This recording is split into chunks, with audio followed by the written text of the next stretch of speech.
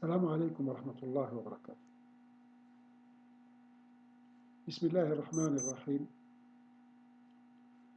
Donc, à partir d'aujourd'hui, nous allons commencer notre gros chapitre concernant les méthodes de caractérisation par diffraction des rayons X. Dans ce gros chapitre, nous allons regarder successivement, alors d'abord les rayons X, production, séparation, détection. Ensuite, nous travaillerons les montages, les techniques de montage, donc aussi principe, formation de diagrammes, dépouillement du diagramme, et enfin donc, nous allons traiter les applications de ces méthodes diffractométriques dans la caractérisation métallurgique spécifiquement. Alors donc nous allons commencer par la première partie qui est donc les rayons X. Les rayons X, comment produire les rayons X? Ce que vous voyez ici dans cette image, c'est un tube de rayon X. Dans ce tube de rayon X, alors un tube de rayon X, c'est tout simplement une sorte de lampe avec un filament, un filament chauffé par effet Joule, c'est assez classique, mais bien sûr, c'est très très loin d'un filament classique. Donc, voilà, donc à l'intérieur de ce filament, on met un vide assez poussé, de 10 puissance moins 6 torr. Et donc le filament, donc, il est chauffé par effet Joule.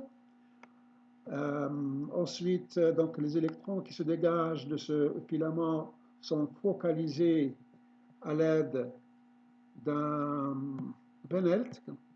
Le Benelt, c'est une sorte d'assiette, c'est comme une assiette, donc elle est incurvée, et donc elle va servir à focaliser les électrons qui se détachent de ce filament, les focaliser sur l'anticathode.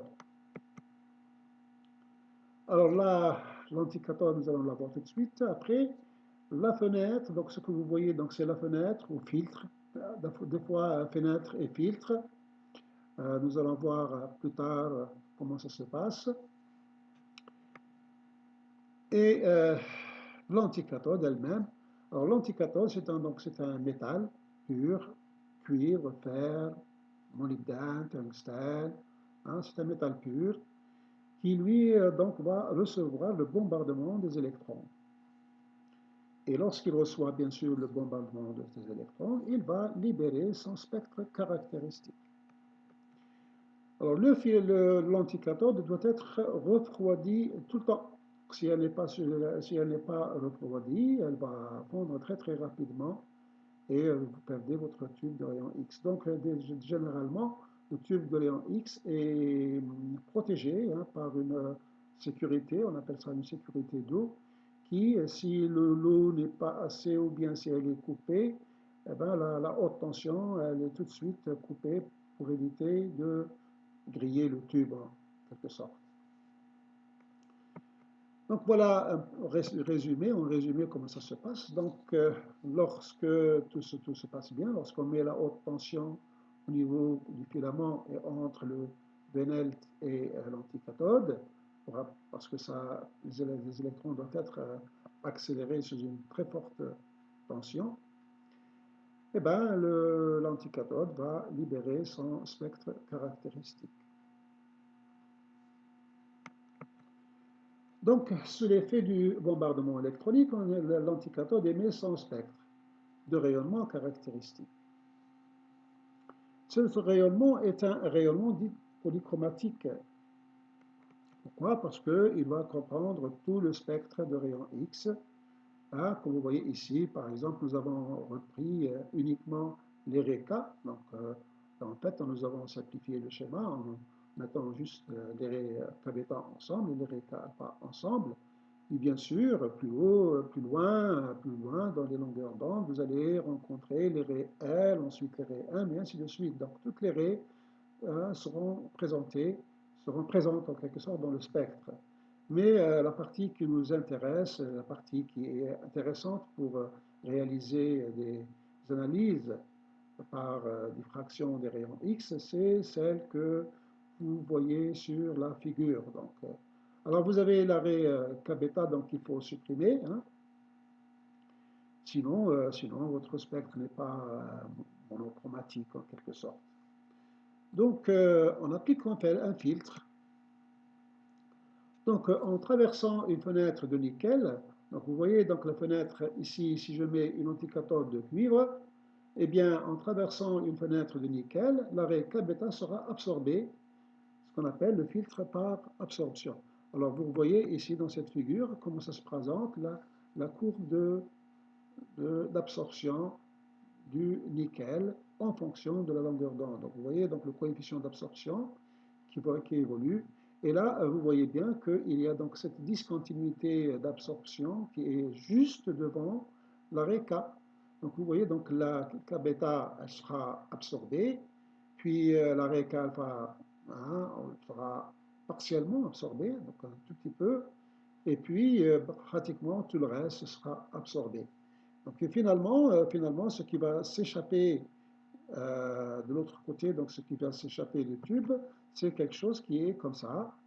Voilà, donc là, hein, voilà. Voilà ce que vous allez récolter à la fin. Donc la K bêta, elle a complètement disparu. Vous avez la K alpha, puis rien, pratiquement. Vous avez tout ce que vous voyez en fait au-dessus, c'est le bruit de fond. Donc voilà, ça c'est le filtre par absorption. Et là, donc, je dois vous rappeler ici que la raie K alpha, en fait, elle est constituée de deux raies. Elles sont très proches l'une de l'autre, qui sont la raie K alpha 1 et la raie K alpha 2. Donc, le doublé K alpha 1 et K alpha 2 persiste. Donc, finalement, notre spectre n'est pas parfaitement monochromatique, il est en quelque sorte bichromatique, mais comme les deux raies sont très proches l'une de l'autre, on peut supposer que c'est monochromatique, un peu monochromatique. C'est généralement assez suffisant pour les analyses courantes. La détection des rayonnements.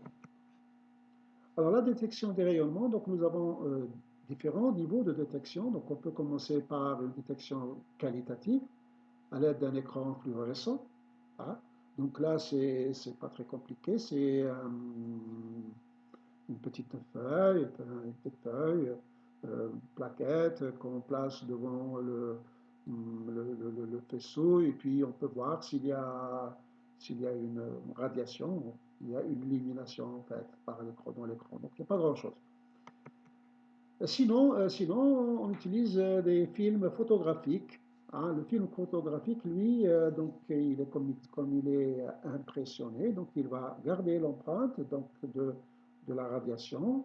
Et après, on peut, par exemple, faire une analyse semi-quantitative en se basant sur le niveau de gris, par exemple, dans le film. La détection quantitative, elle, nécessite un équipement plus évolué, qui sont le détecteur. Les détecteurs, vous avez des caractéristiques de ces détecteurs. Alors, dans ces caractéristiques, vous pouvez, donc, elles sont d'abord déjà résumées dans ce petit tableau. La première caractéristique, c'est le temps mort. Alors ici, le temps mort, on peut l'expliquer par le temps nécessaire, le temps qui passe avant le début de détection. Donc c'est un peu le temps mort. Vous avez une autre caractéristique qui est le taux maximum de comptage. Ah là, donc ça c'est assez intéressant pour le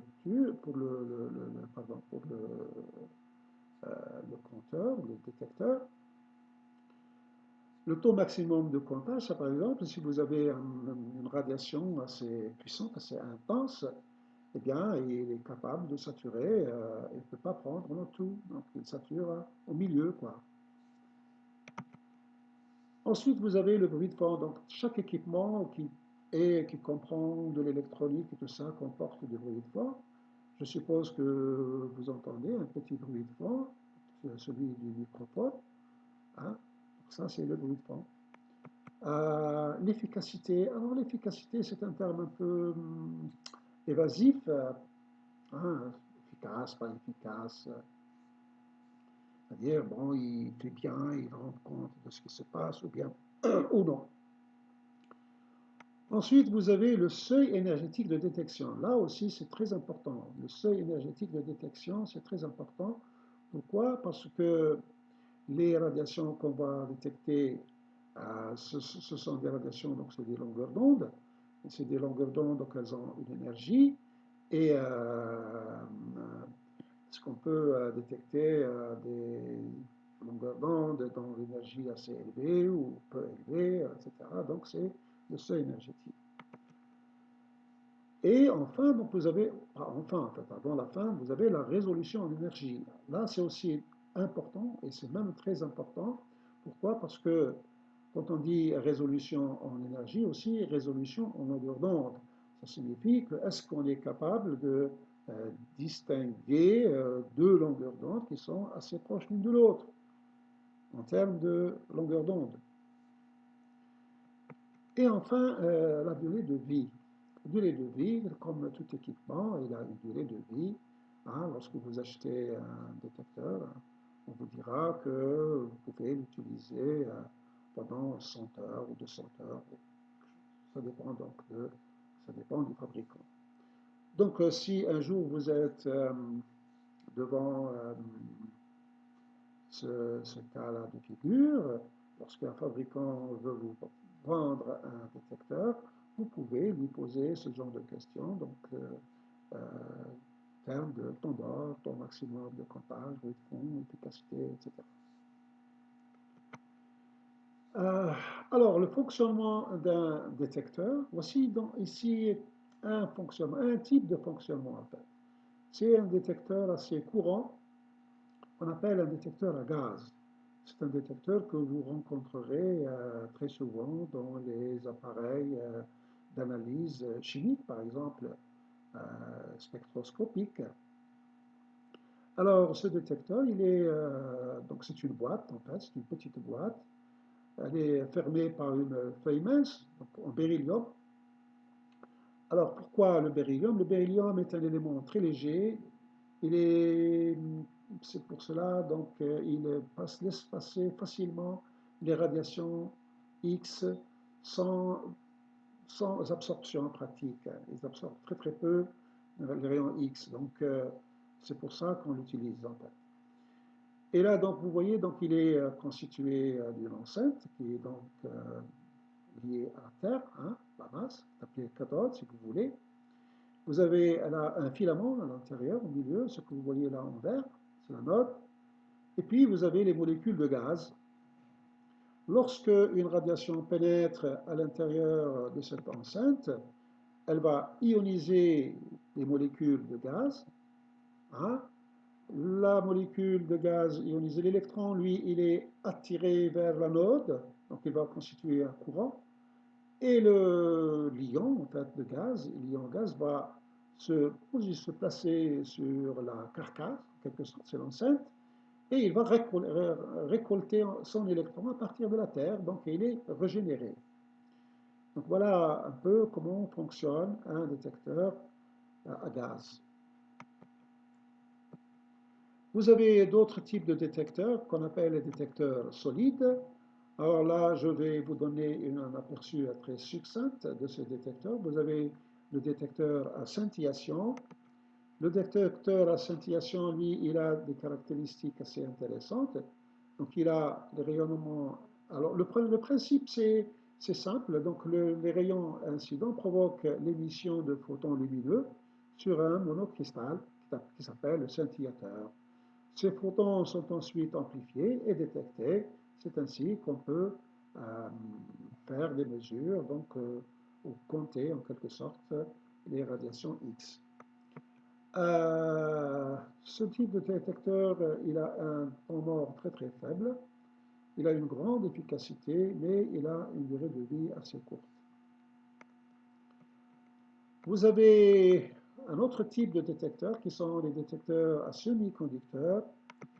Ces détecteurs-là, Ils sont basés sur les rayons incidents, donc qui produisent une rafale de photoélectrons dans un semi-conducteur. C'est un peu le même principe que les semi-conducteurs qui sont utilisés pour l'énergie solaire. Donc elle crée des électrons trous et les électrons sont récoltés et constituent donc un petit courant qui serait donc analysé. Ce type de détecteur, ils ont aussi un temps mort assez faible, ils ont une grande efficacité, mais ils nécessitent un refroidissement continu à l'azote liquide.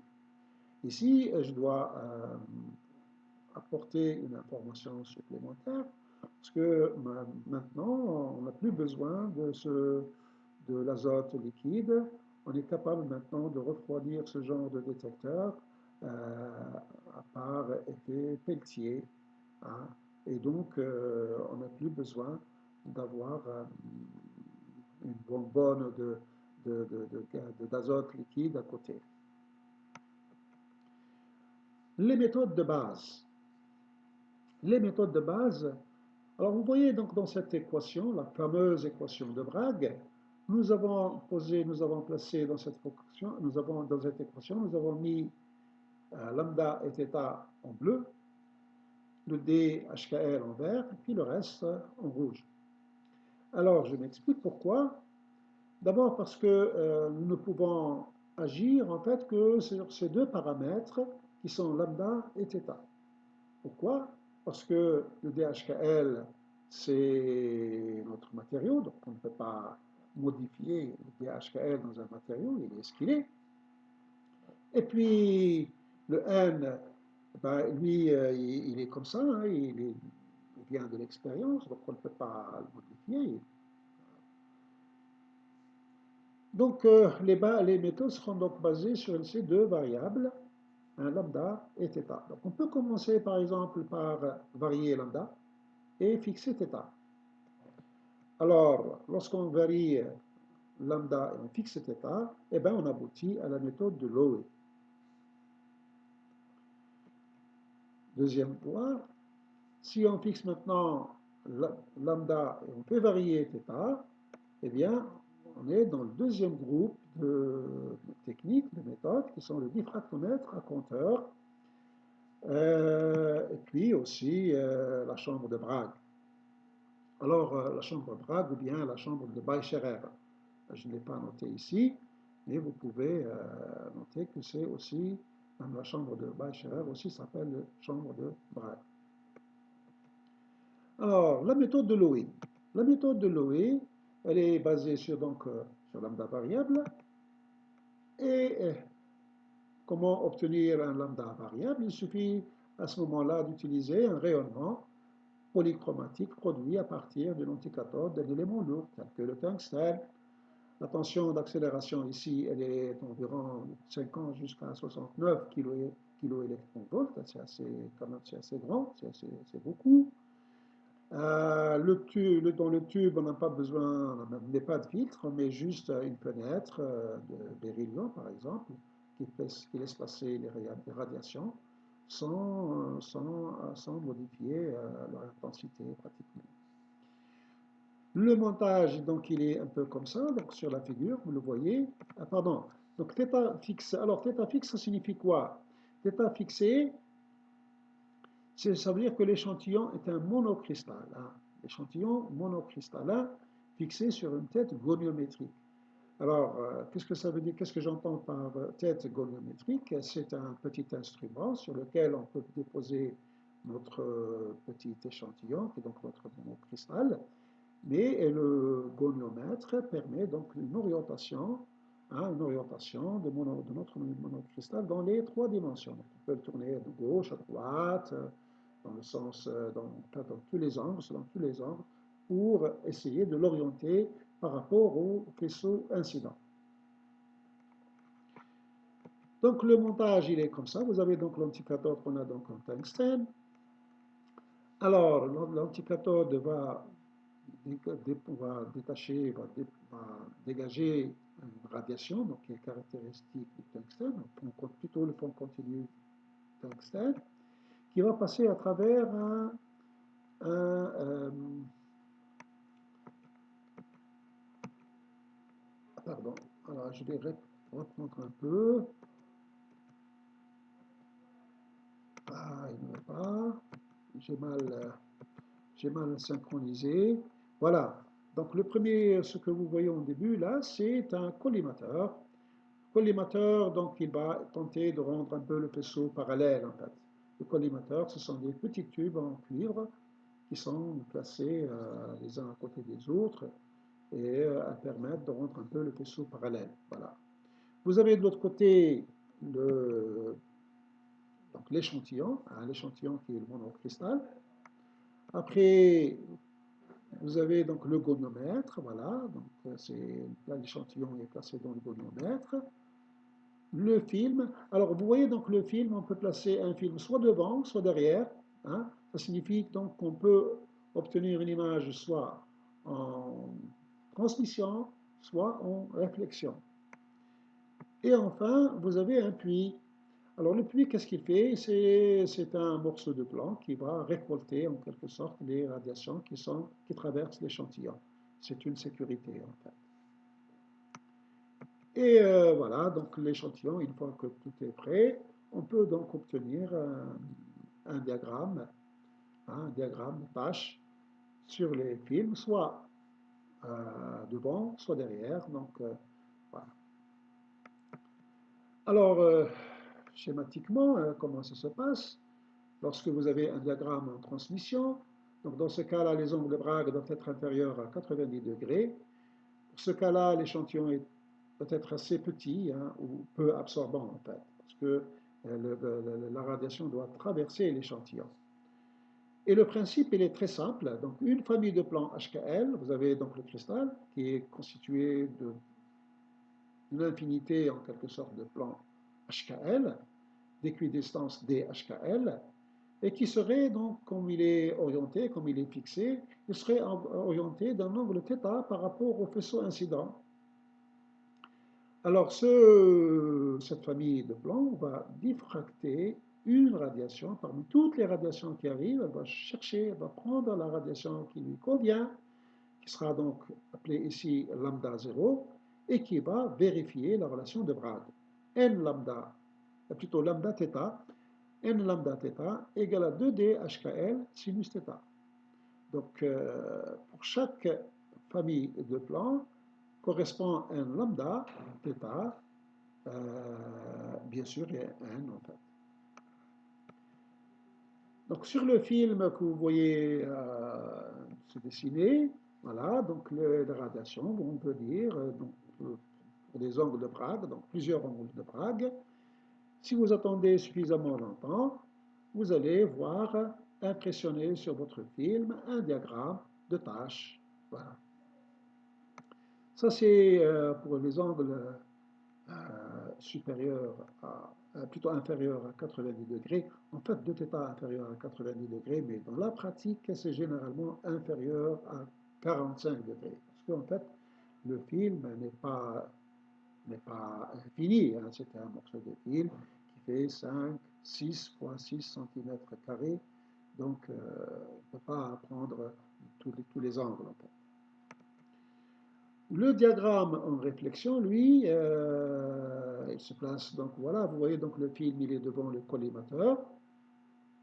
Le principe est toujours le même, hein, le principe est toujours le même, sauf que cette fois-ci, donc, 2θ doit être supérieur à 90 degrés. Et voilà, vous voyez donc le faisceau incident, il va frapper l'échantillon, puis lorsqu'il traverse, il va passer dans le puits, hein. Et puis, vous obtenez aussi, de la même façon, un diagramme de tâches. Un diagramme de tâches avec donc les symétries. Voilà donc comment on obtient un diagramme de diffraction à partir de la méthode de Loré. Alors, géométriquement, on peut identifier une tâche de diffraction. On peut identifier, on peut même trouver les indices réticulaires de cette tâche de diffraction. Je ne vous donnerai pas toutes les des informations, en fait. Ce n'est pas forcément nécessaire dans notre cas de formation, hein, mais je vous donne l'essentiel, hein, qui permet de vraiment d'identifier une tâche de diffraction. Donc, schématiquement, vous voyez donc votre cristal. Vous avez ici une famille de plans HKL. Le faisceau incident qui arrive, il va diffracter, donc le plan HKL va diffracter le faisceau incident, qui va venir laisser une tache T sur le fil. Vous voyez le plan HKL et puis la rangée réciproque HKL étoile qui est donc perpendiculaire. Si vous prolongez le plan HKL, vous allez voir donc qu'il va toucher le film en point L. Le point O, pardon, le point O, c'est tout simplement l'endroit où on place le puits, hein. Alors, donc, connaissant la distance entre l'échantillon et le film, on peut voir tout simplement que OL égale à D tangente θ, LT donc égale à grand D tangente 2θ moins tangente θ. Voilà. Voici un exemple de diagramme réel donc d'un cristal MgO qui est donc cubique. Ici, ce cristal est orienté de sorte que l'axe C est parallèle au faisceau incident. Donc, si l'axe C est parallèle au faisceau incident, eh ben, on peut voir qu'en fait, ici, ça révèle une symétrie 4, une symétrie quaternaire. Voilà. Donc, vous pouvez vérifier. Hein. Prenez n'importe quelle tâche. Vous allez, par rotation de 2 pi sur 4 autour de l'axe que vous placerez au centre du film, vous allez trouver son homologue. Hein. À chaque tâche correspond plutôt 4 homologues. En fait. Vous avez 4 tâches. Donc, finalement, on peut voir en fait que la méthode de Loé, déjà, elle nous permet de déterminer, l'orientation du cristal, et puis elle permet aussi d'orienter le cristal. Donc pour quelqu'un qui va par la suite, qui va utiliser ce petit cristal comme un germe pour fabriquer un gros monocristal, il a besoin de fabriquer un monocristal qui aurait une direction privilégiée, une direction principale, eh bien il a besoin de l'orienter, il peut utiliser efficacement la méthode de Loé. Une fois son cristal orienté, il peut le prendre par la suite dans la chambre de cristallisation et obtenir son monocristal.